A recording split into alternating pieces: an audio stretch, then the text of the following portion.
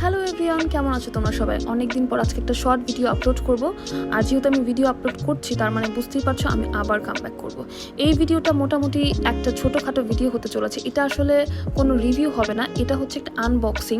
এই প্রোডাক্টের নাম হচ্ছে পেইন্ট উইথ কালার।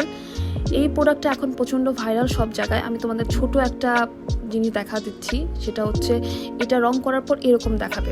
সবচেয়ে সুখবর হচ্ছে যারা তোমরা একেবারেই রং করতে পারো না, কিন্তু অনেক দিনের শখ রং করবে, তারা এই জিনিসগুলো দিয়ে শুরু করতে পারো।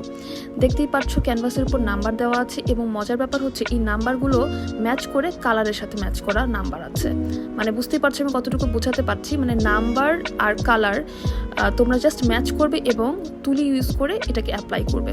যদি এইটা খুবই ছোট একটা ক্যানভাস অ্যান্ড এটা বেশ রং করা জটিল। আমি আরও একটা কিনেছি, সেটা আমি রং করছি এবং এটা অনেক সময় লাগছে। আর এটা জাস্ট একটা আনবক্সিং ছিল। অনেকেই ভাবছো যে